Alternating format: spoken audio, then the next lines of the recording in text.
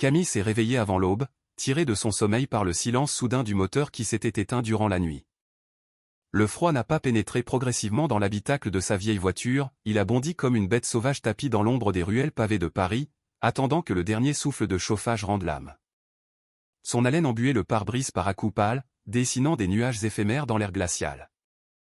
Elle resserra son manteau de laine usée, sentant la douleur familière dans ses épaules et ses hanches, courbature d'une nuit passée recroquevillée comme un enfant sur la banquette arrière. Le thermomètre du tableau de bord clignotait un chiffre qu'elle refusait de regarder. Les chiffres avaient cessé d'avoir un sens il y a des mois. Tout ce qui comptait désormais, c'était la façon dont le froid rétrécissait le monde, comme si chaque boulevard gelé et chaque vitrine de brasserie placardée la poussait vers le bord d'un précipice invisible. La ville autour d'elle était silencieuse à cette heure matinale, une capitale du Nord qui avait appris à accepter l'hiver non comme un invité, mais comme un tyran. Ici, la neige ne tombait pas avec le charme d'une carte postale de Montmartre, elle arrivait comme un fardeau, une couche de plomb qui s'accumulait sur les toits en zinc, une seconde peau sur l'architecture haussmannienne, écrasant les passants qui marchaient le dos courbé contre la bise. Camille avait grandi ici. Elle connaissait les astuces, les raccourcis à travers les passages couverts, la façon de bouger pour que le sang n'oublie jamais ce qu'est la chaleur. Pourtant, aucune de ces leçons ne l'avait préparée à vivre dans une voiture en janvier, quand même les actions les plus banales comportaient un risque mortel. Tourner la clé trop souvent pouvait vider la batterie. Laisser le moteur tourner au ralenti pouvait siphonner le réservoir. Dormir trop profondément pouvait signifier ne jamais se réveiller. Elle se redressa, écoutant le craquement de ses articulations, un son sec dans le silence de la rue gelée. Son téléphone était mort. Elle vérifia l'heure à la lueur pâle qui commençait à soulever le ciel au-dessus des cheminées. C'était presque le matin. Bientôt, Paris s'éveillerait, les cafetières siffleraient dans les appartements, les boulangeries ouvriraient leurs rideaux métalliques, et les gens entreraient dans des vies qui, pour eux, semblaient encore solides. Pour Camille, le matin signifiait une chose, trouver de la chaleur sans attirer l'attention. Elle conduisit jusqu'à une laverie automatique ouverte 24h24 en périphérie, un lieu qu'elle considérait comme un terrain neutre. Les machines tournaient toujours, l'air y était épais d'une odeur de déterge chimique et de vapeur. Elle choisit une machine au hasard, y jeta quelques vêtements déjà propres juste pour l'excuse, et resta debout, les mains enroulées autour d'un gobelet de café brûlant acheté au distributeur. Il avait le goût de l'eau brûlée, mais c'était chaud, et cela suffisait. Alors que le tambour tournait, elle regarda son reflet dans la vitre. Son visage semblait plus vieux qu'il y a un an, les traits tirés, les joues creusées. Elle essayait de ne pas penser à la rapidité avec laquelle sa vie s'était effondrée. 12 mois plus tôt, elle croyait encore au projet. Elle travaillait dans une entreprise de logistique, un emploi stable avec une mutuelle et un superviseur qui connaissait son prénom. Quand les licenciements ont commencé, elle s'est dit que ça passerait. Quand son service a été supprimé, elle s'est dit que c'était temporaire.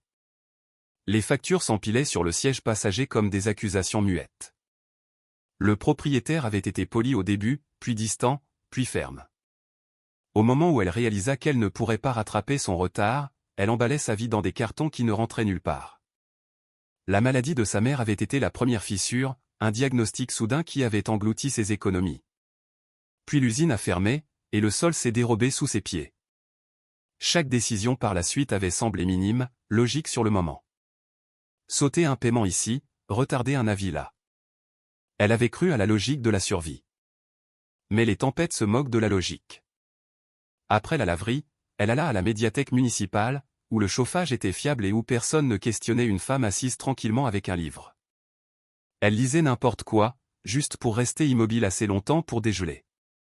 À midi, le ciel s'était assombri à nouveau, les nuages pesant sur les toits comme une chape de plomb. Dehors, le vent s'aiguisait, sifflant à travers les rues étroites. Les gens se pressaient, col relevé, leurs yeux glissant sur elle comme si elle faisait partie du décor urbain. Elle avait appris que l'invisibilité était le prix à payer pour ne pas avoir d'ennui. Cet après-midi-là, alors qu'elle essayait de ramener la vie dans ses doigts engourdis, la radio grésilla. Un front arctique sévère arrivait, disait l'annonceur. Des températures jamais vues depuis des décennies. Les services municipaux se préparaient. Camille rit doucement, un son qui ressemblait plus à un soupir. Rester à l'intérieur était un luxe qu'elle ne possédait plus. Le soir venu, la panique commença à s'installer. Il lui restait 5 € et moins d'un quart de réservoir d'essence. Les foyers d'hébergement seraient bondés, des endroits de tension où l'on se battait pour une couverture. Elle préférait la solitude de sa voiture, mais cette solitude commençait à ressembler à une condamnation à mort. C'est alors qu'elle se souvint de l'affiche vue sur un lampadaire, une vente aux enchères municipales. Surplus de la ville, objet saisi. Elle n'avait pas besoin d'un miracle, juste d'une porte qu'elle pouvait fermer. Le lendemain matin, elle conduisit jusqu'à l'entrepôt près de la gare de triage, à travers des rues transformées en corridors de glace. L'intérieur sentait la rouille et l'huile froide. Des rangées d'objets étaient alignés, mobilier de bureaux cassés, générateurs cabossés. Les gens déambulaient, riant, planifiant des achats pour des résidences secondaires. Camille se sentait déplacée parmi ces hommes venus pour le sport de l'enchère. Elle était sur le point de partir quand elle vit la petite pancarte « Micro-habitation Roux ». État inconnu. Entrez à vos risques et périls. Pas de photo, juste un numéro d'inventaire griffonné à l'encre. Elle suivit la flèche jusqu'au fond de l'entrepôt, vers une forme cachée sous une bâche. En soulevant la couverture, elle se figea. La structure était absurdement petite, peinte d'un bleu passé qui avait un jour essayé d'être joyeux.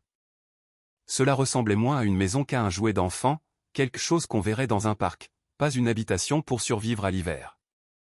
Les roues étaient étroites, l'attelage tordu. Elle pouvait déjà entendre les rires. Les enchères commencèrent bas, presque comme une blague. 2 hommes devant elle faisaient monter le prix d'1 € à la fois en ricanant. Camille sentit la honte monter, l'instinct de disparaître.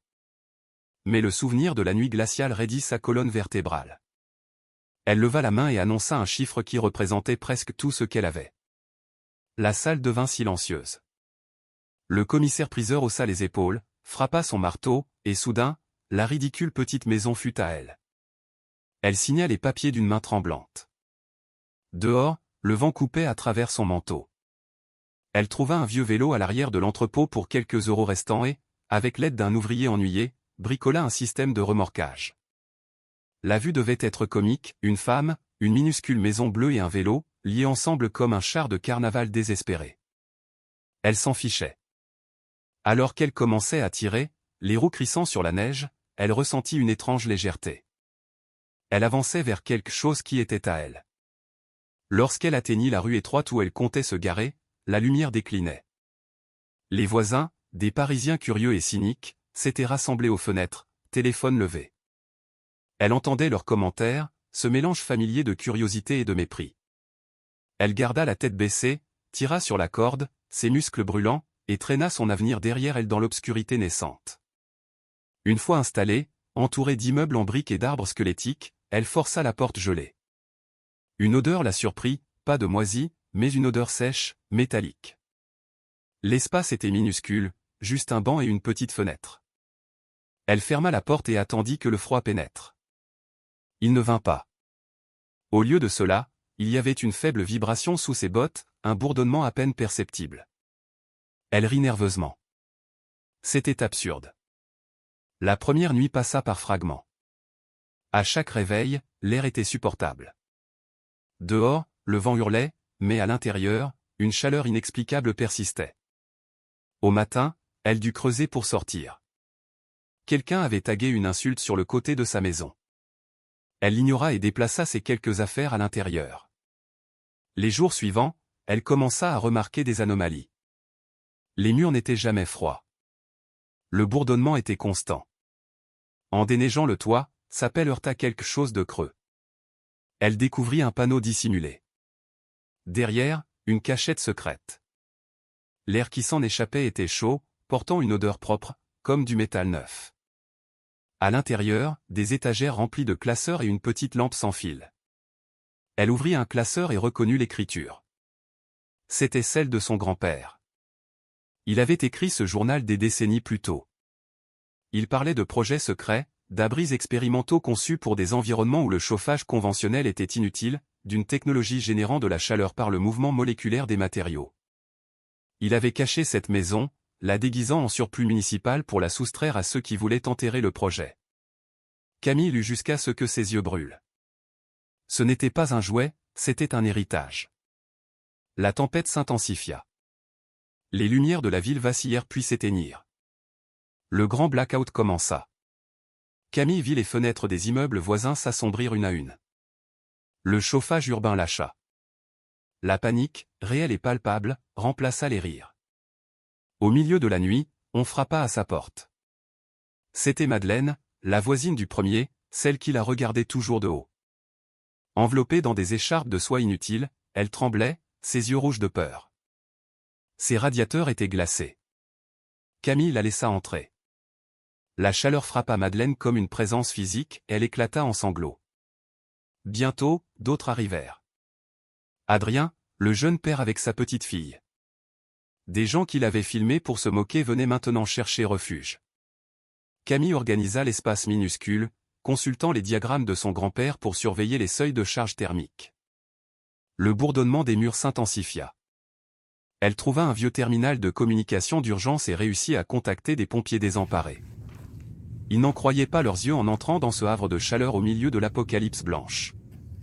Le lendemain, un fonctionnaire de la mairie arriva, son costume de bureaucrate ridicule sous sa parka. Il parlait de « mise aux normes », de « saisie administrative ». Camille, épuisée mais féroce, l'emmena dans la pièce secrète. Elle lui montra les plans, lui expliquant que déplacer la structure la déstabiliserait et tuerait tout le monde. L'homme se tut, son arrogance fondant face à la réalité de la survie. Il finit par s'asseoir par terre, aidant à distribuer des couvertures. La maison atteignit ses limites. La chaleur devint inégale. Camille dut activer un mode de « veille » décrit dans les notes, réduisant la température pour préserver le noyau. Elle guida des groupes vers des refuges lointains que les pompiers venaient de sécuriser. Quand la tempête se calma enfin, des jours plus tard, la ville était changée. Les rires avaient disparu, remplacés par un respect silencieux. La petite maison bleue était devenue un monument de résilience. Camille n'était plus la folle du quartier, mais la gardienne d'une flamme que tout le monde pensait éteinte.